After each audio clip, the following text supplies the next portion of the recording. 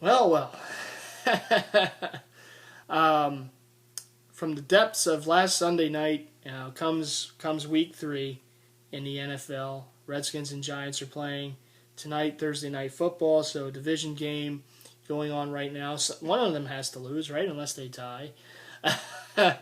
um, and the Eagles, of course, sit at 0-2.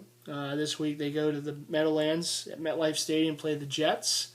The Jets are 2-0. They're looking really good, particularly on defense.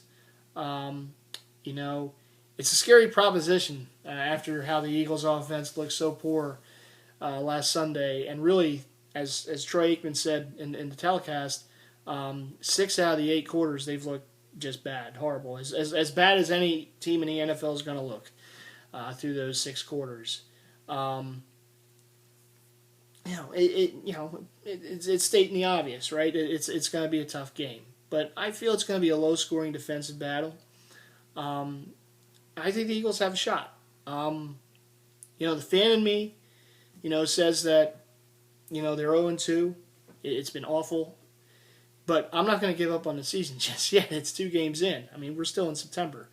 A season is not made, through 2 games. You got to still play them out and turn things around. One of the things I saw today on the NFL Network in their pregame was about how in 2007 the Giants were 0-2, and if you remember that season, the Giants had one of the worst defenses through the first how many games? I think one of those games was like one of those the Green Bay game at home, and Brett Favre was lighting them up, and they just looked horrible, that defense. Well, lo and behold, that year the Giants go on at the end of the season, win the Super Bowl, beat the undefeated Patriots, and do a good job defensively in that Super Bowl against the Patriots, and those great weapons that they had. So it's just a lesson that you can turn things around, but it has to start somewhere. And this is an opportunity, I believe, for the Eagles to turn things around. Going into this week, the Jets, they're 2-0. They're feeling really good. Particularly defensively with what they've done, 10 takeaways in 2 games, 5 takeaways a game so far. They know the Eagles are coming in a struggling team on offense. And every now and then, I mean, even in the NFL, you can have a game where you're feeling really good about yourself. You might be smelling yourself a little bit going up against an opponent you think you're just going to dominate, and it doesn't work out. It's happened. It's happened to the Eagles a lot over the years. So it's a possibility. It's a possibility that the Eagles go into this game, downtrodden. They're hearing it all week about how horrible their offense is and what's wrong with DeMarco Murray and what's wrong with Sam Bradford and the list goes on and on. And they've had to hear it. All they want to do is come out against a great defense and kind of Chip Kelly and company, hey, you know what? They want to shut the critics up. What better way to do that than beat the best defense in the league in their building and to put up some points in doing so. So I believe the Eagles have a chance in this game. One of the things about the Eagles that, when you sit back and you think things through, I spoke with a lot of emotion that Sunday night. Any Eagle fan would. I mean, that was crap. That was awful. But one of the things that you realize when you think about it, the Eagles have played 2 games. Defensively, I know offensively they've had some issues, but defensively, if you really want to, put things into perspective, through 2 games, and they got blitzed in the first half in Atlanta. They gave up 20 points. They were down 23 at half. Since the first half in Atlanta, if I'm doing my math correctly, and math I suck at, so take it for what it is, but the Eagles' defense has given up 19 points. They gave up, I believe, 6 points in the second half against Atlanta, if I'm remembering correctly, and they gave up 13 points to Dallas. Now, you say, well, Dallas put up more. Well, the first touchdown that Dallas scored was a punt block return for touchdown. So that's a special team score. That's not the Eagles' defense giving up. That's the special team. That's the punter getting the ball blocked and having it returned for a touchdown. The Eagles' defense gave up 13 points. For a defense that was out on the field as long as they were, in that game, it's amazing they only gave up 13 points. And the fact is that touchdown that Dallas scored, Whedon to Williams, it was towards the end of the fourth quarter. Again, I'm not making excuses, believe me. towards the end of the fourth quarter, that defense is gassed as much as they were. It was a soft coverage by Maxwell, singled up, and he got beat, and it was a touchdown. You take that, but that is the only touchdown that this defense has given up in 6 quarters. They haven't given up a rushing touchdown so far in the season at all. They had a great goal line stand last week against Dallas. That great offensive line and all. The Eagles still had a really good, solid goal line defense against them. Held them to a field goal. And look, they've played well. They've gotten their share of turnovers. They should have had more. They've dropped a few interceptions and whatnot, but all told, their defense has played really good. Their defense has shown up for 6 out of the 8 quarters so far in the season. The offense has shown up for 2 out of the 8 quarters so far in the season. That's not good. And they certainly have to play better. And they're the first to tell you we have to play better. There's some talent on the offense. I know we can kind of chuckle about it now, but honestly, there are some talented players on that offense. They just got to show up. And it starts with the offensive line, of course. They got to block better. Guards, looking at you. You got to block better. You got to protect your quarterback. It's a simple game. People like to overcomplicate it. It's a simple game. If you block well and you give your quarterback time to make plays and you give your running backs time to get the holes for them to run, odds are you're going to have success on offense. But there are times where the plays break down, and one of the problems we've had so far is when those plays are breaking down, the running backs aren't getting out of the tackles, and Bradford hasn't been as accurate as he's supposed to be. And I know he's been hurt. There's been a big knock on him about how he gets hurt. But one of the things that everyone says about him is he's an accurate quarterback. Well, so far, he hasn't really shown that. He's looked scared at times. Maybe that's because he's had the injury past. I don't know. I'm not Sam Bradford. I can't really, know what's going through his mind. You can kind of guess. What the hell's my offensive line doing? But he's supposed to be an accurate quarterback. The one thing we know about Todd Bowles, and the one thing we know about what they're going to do, what the Jets defense is going to do, it's no secret. They're going to blitz. This is one of the things that Todd Bowles loves to do. He loved doing it in Arizona. He's done it throughout his coaching career. He's going to do it. He's done it with the Jets. What that means is you're going to have chances to make plays down the field because there's going to be receivers that get open.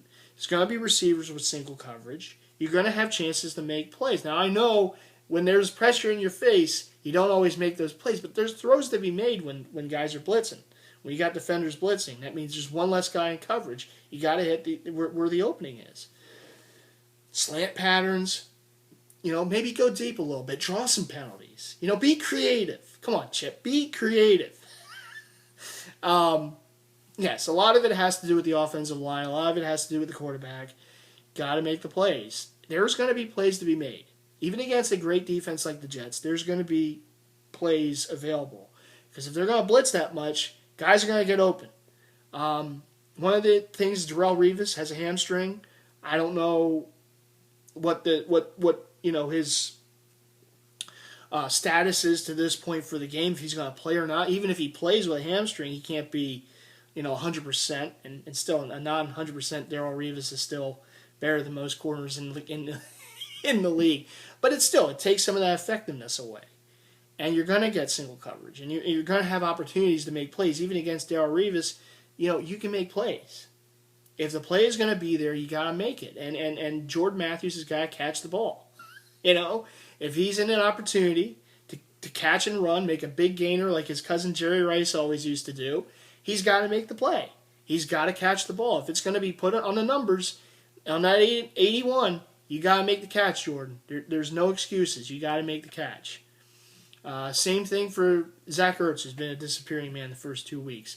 He might have opportunities in this game to make plays down the middle. You got to make plays. You got to catch the ball. It starts with catching the ball, and then it continues from there. But you got to catch the ball. Like I said, there's going to be plays available to be made in this game, and it's just up to Bradford and the receivers and the running backs if they're going to make the plays or if they're going to crumble again. So that's one of the things as a fan, that's one of the things I'm kind of hoping for. Saying, okay, if they're going to blitz, okay, here you go. You have your opportunities. The Eagles have seen Todd Bowles' defense over the years. When he was with Arizona, it seems the Eagles play the Cardinals every year. So they know what he's going to do. It's not like they haven't seen this. Now, it's different personnel. Obviously, the Jets have a really good front. Temple Tough, Muhammad Wilkerson included. And speaking of Temple, Todd Bowles, formerly with coach of Temple. And I do want to give a quick shout out to the Cherry and White because they are 3-0.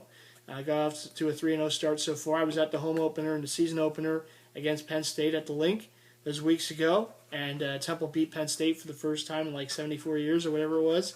But it was really cool to see, and they're off to a really good start. They have a defense that Todd Bowles would be proud of, so they're playing really good. So shout out to Temple, the Temple football team, playing really good. Lots of Temple connections in this game this week, too, with Bowles and Wilkerson and company. But but there's going to be plays to be made. It's up to the offense to make them. It is. It's as simple as that. It's up to this offense to make the plays that are going to be there for them to make. Jets offensively, look, this is not an offense that's going to score 30 or 40 points a game. All right, it's an offense, if you allow them, they'll make plays. But one of the things is the Jets are going to be without Eric Decker. And, people saying, oh, Eric Decker. Well, Eric Decker, through the first 2 weeks, again, I don't have the stats in front of me. I can only go by kind of what I saw in the highlights and what I saw in that game yesterday. Eric Decker, if he wasn't the leading receiver for the Jets, he's certainly among them. In catches and yards, he had 2 touchdowns, 1 touchdown a game so far. He got hurt last week. He's not going to play in this week game against the Eagles. It seemed like he and Fitzpatrick were having a good rapport through the first 2 weeks, and that might be a big loss for the Jets. What that means is that you better damn well cover Brandon Marshall. Because Brandon Marshall is still an elite receiver in the league. He's still a guy, if you let him to make plays, he's going to make plays. He's a veteran, great hands, can go up and get the ball. I'd like to see the Eagles double cover him on many occasions because I think they are going to look in his direction a lot. Fitzpatrick with Decker out, I think they're going to try to look for more passes to Marshall.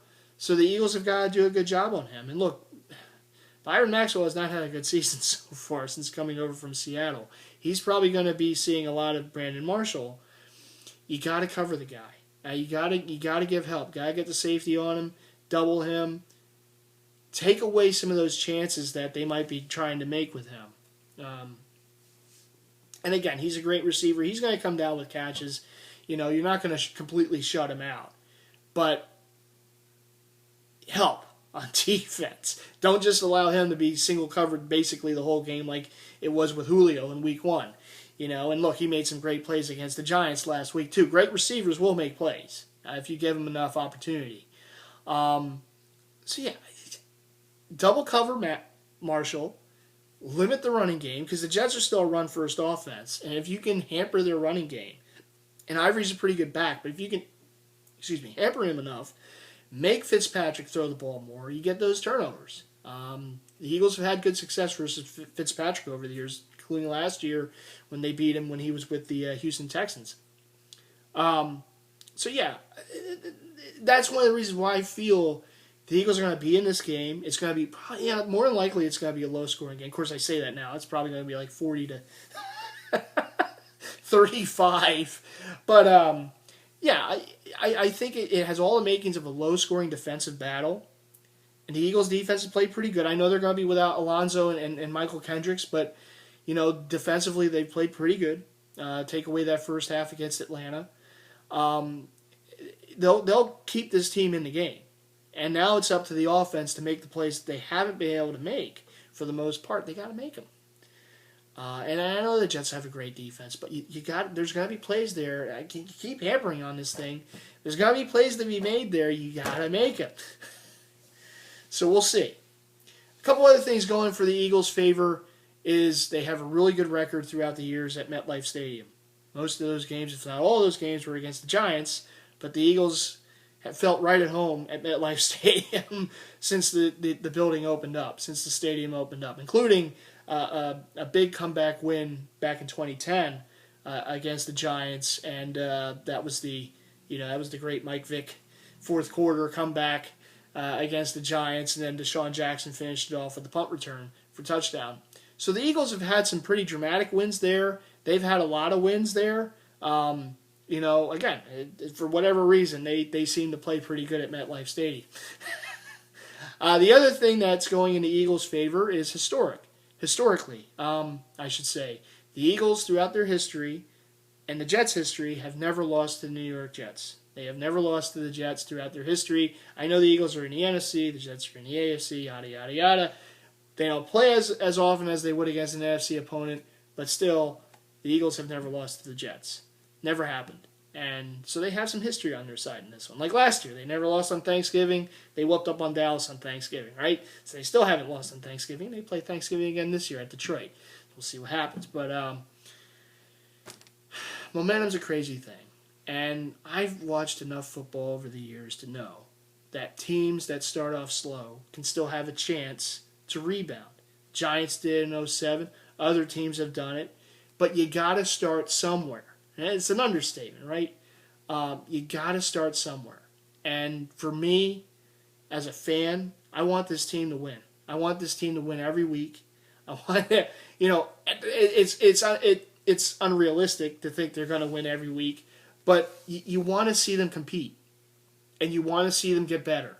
Because I know I'm preaching to the choir here with all the fan bases out there who might watch this. There's nothing worse as a fan, a football fan, to go through a season and it's a losing season. And your team wins like 4 or 5 games, 6 games or whatever it is. And it's just, you have this like empty feeling. You see these other teams, they're having success, the fan... and you're sitting here and your team is just, there's nothing worse. It's a 16-game season and then the playoffs, but it's one game a week, and it sucks to just, to have one of those type of seasons. And I'm hoping, even as bad as it looks right now, 0-2, their offensive look like crap, offensive line's like the worst in the league, right? Can't get out of their own way, early snaps by the center, just after a turnover on the defense. Like all these just horrendous things have been going on. But yet, if they can get a win on Sunday against a good team, a very good team, 2-0 Jets team, best defense in the league right now, if they can get a win and their offense looks good against that defense and they get a win on the road against the Jets, you know what? It's that momentum. And you start from there. It's almost like the season gets restarted. Okay, you were down 0-2, you won a game, you're 1-2. Next week, I think it's a Thursday night if I remember correct, against a division rival on the road in Washington, a team that hasn't played that great themselves. You have a chance to kind of rebound, and this is still a winnable division. I mean, the Giants, the Redskins, who knows what you're going to get from them week to week, Jekyll and Hyde, and Dallas with the injuries, to key players. In the end, it could shake out like the NFC South did a year ago, where you're 7-9, 8-8, and you make the playoffs, and you never know what happens. You get in. Now, I remember some years ago the Packers kind of backed their way in, and they won the Super Bowl. The Giants have done it twice. In the last decade or so, backing their way in, and they win the Super Bowl. It can happen. And I'm not saying, hey, I'm not sitting here saying right now, okay, this is what's going to happen, but it could happen. And all you need is that momentum. You just need that something positive to happen after all this negativity. It's been horrible. It's the lowest of the low. But as the old saying goes, it's always darkest before the dawn. And the hope is, for me as an Eagle fan and for Eagle Nation, is that they can come out and give you a full effort game. And the offense can play well against a really good defense, but the offense can play well. They can get a W at a stadium that they know how to win in, MetLife Stadium. Get a win there, and then you play at Washington next Thursday night. Another big game. Get that when you're 2-2, but you got to start somewhere, and it has to start now. Because if they go down and they lose this game and they're 0-3, it's looking like one of those years. And I really don't want that. It's September. I don't want to feel like my season's over before candy's given out on Halloween. It's a horrible feeling to have to have that as a football fan of my team, the Eagles. So I'm hoping that this team can kind of refine themselves, get a big win. Defense still plays well. Offense, find yourself. And as tough as it's going to be against the Jets defense, but find yourself this week. Make the plays that are there to be made. And let's get a W. Enough of all this doom and gloom. Let's get a win. Let's start to feel good about things. And let's get the season going. On the right way now. Enough of this. All right? So, as always, go Birds. Let's get a big W at MetLife Stadium. Hopefully the Eagles can get it done, continue to be undefeated against the New York Jets, and have a more positive post-game video after that. So Season of the Fan continues Week 3, Eagles-Jets at Meadowlands, 1 o'clock Sunday. I'll be watching from where I watch all the games, basically, my green chair, and hoping for a Birds win. So let's go Birds, let's get a win against the Jets, and let's get the first win of the season. All right, I'll see you all in the post game. Take care.